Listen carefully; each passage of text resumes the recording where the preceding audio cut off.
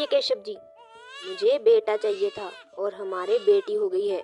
मुझे इस मनहूस की शक्ल भी नहीं देखनी। ठीक कह रही हो, मुझे भी ये बेटी नहीं चाहिए। मुझे तो बेटा चाहिए था, बेटा। अनुपमा और केशव के घर एक बेटी पैदा हुई। हालांकि वो एक बेटा चाहते थे। वो जितने ही अमीर थे उतने ही दिल के गरीब। लंबी बहस के बाद दोनों उस बच्ची को कहीं झाड़ियों में फेंक आने की बात करते हैं और उस बच्ची को झाड़ियों में फेंक आते हैं। थोड़ी ही देर में वहाँ एक श्याम नाम का आदमी आता है।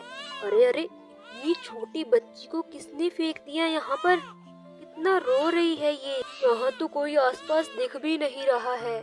ऐसा करता हूँ, इसे अपने साथ ही ले जाता हूँ अपने घर। थोड़ी ही देर में वहाँ श्याम उस बच्ची को लेकर अपने घर पहुँचता है। सुधा, सुधा, देखो देखो मैं किसे लेकर आया हूँ। देखेगी तो खुश हो जाएगी। ये छोटी बच्ची, ये कौन है श्याम? ये किसकी बच्ची है और तुम उसे यहाँ क्यों लेके आए हो? श्याम उसे सारी बात बता देता है। फिर सुधा कहती है, आपने बिल्कुल अच्छा किया इसे यहाँ ले आए। कैसे बेदर्द लोग हैं, अपनी 1 दिन की बच्ची को ऐसे कचरे में फेंक दिया। आज से ये हमारी बेटी है। हाँ सुधा, आज से ये हमारी बेटी है। लो, इसे दूध लाकर दे दो, बहुत भूखी है बेचारी, रो रही है। अब इसका नाम हम छाया रख देते हैं। बीतते समय के साथ अब नन्ही सी छाया 20 साल की हो जाती है। बेटे छाया, आज तो तेरा कॉलेज का रिजल्ट था, क्या हुआ? बस तू अब जल्दी से खुशखबरी बता दे। तेरे लिए मूंग की दाल का हलवा बनाया है, तुझे बहुत पसंद है ना? आपको पता है माँ, मैंने पूरे कॉलेज में टॉप किया है और जो पिछले महीने हमारे इंटरव्यूज हुए थे ना, उसमें मैं फर्स्ट आई हूँ। बस अब आपको और बाबा को मेरे लिए और मेहनत करने की जरूरत नहीं है। अब हमारे अच्छे दिन आ जाएंगे माँ। मैं आपकी सगी बेटी नहीं हूँ, आपने ये जानकर भी मेरी इतनी अच्छी परवरिश की। नहीं बेटा, ऐसा नहीं कहते। अब छोड़ो इस सब को। मेरी बच्ची का आज इतना बड़ा दिन है। मैं ज्यादा पढ़ी लिखी तो नहीं हूँ, पर इसकी खुशी से जाहिर होता है कि इसने अपनी जिंदगी की मंजिल पा ली है। अगले दिन छाया अपनी सहेली से मिलने उसके घर जा रही होती है तो वो देखती है रास्ते में, भगवान के नाम पे कुछ दे दो बेटा, 2 दिन से कुछ नहीं खाया है, बहुत भूख लग रही है, अब तो चला भी नहीं जा रहा। हाँ बेटा, मुझे भी बहुत भूख लगी है। तुम्हारे पास अगर कुछ खाने को हो तो हम गरीब को दे दो।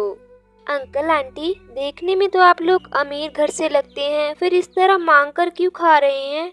आपके कोई बच्चे नहीं हैं, बेटा या बेटी, जो आपको संभालें? सबसे पहले भगवान ने हमें एक बेटी दी, लेकिन हमने उसे कचरे में फेंक दिया क्योंकि हमें बेटा चाहिए था।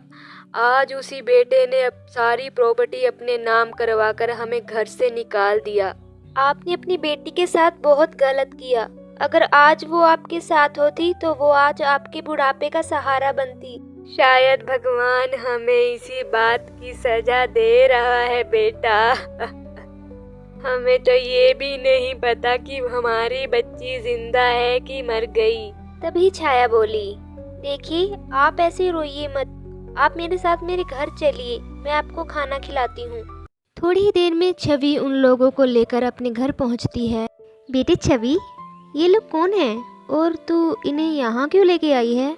माँ, जब मैं अपनी सहेली के घर जा रही थी तो रास्ते में ये मिले। इन्हें बहुत भूख लगी है।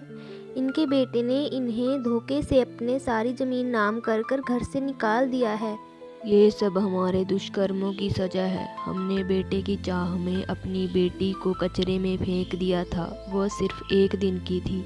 हमने उसे जंगल के रास्ते पर छोड़ दिया। हमने ये भी ना सोचा कि कोई जानवर उसे खा ना ले। एक मिनट, आपने क्या कहा? आपने अपनी बेटी को जंगल के रास्ते पर छोड़ा? सुधा, तुम्हें पता है, छवि मुझे उसी रास्ते से मिली थी। ये आप क्या कह रहे हैं? क्या आपकी बेटी छवि ही मेरी बेटी है?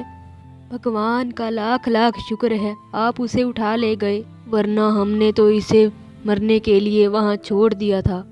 क्या आप ही वही बेदर्द दिल हैं जिसने 1 दिन की बच्ची को ऐसे सड़क पर छोड़ दिया? अब चले जाइए यहाँ से, आपसे मेरा कोई रिश्ता नहीं है। नहीं छवि बेटा, ऐसा नहीं बोलते। फिर भी वो तेरे माँ बाप हैं, उसने तुझे जन्म दिया है। अरे कैसे माँ बाप, जो अपनी बेटे की चाह में अपनी 1 दिन की बच्ची को ऐसे सड़क पर छोड़ दे? नहीं चाहिए ऐसे माँ बाप। हमें माफ़ कर दो बेटा, जानते हैं कि हम माफ़ी के लायक नहीं हैं।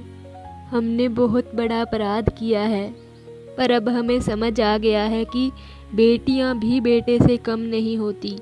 जिस बेटे की चाह ने हमें ये गुनाह करने को मजबूर किया, आज उसी बेटे ने हमें घर से निकाल दिया।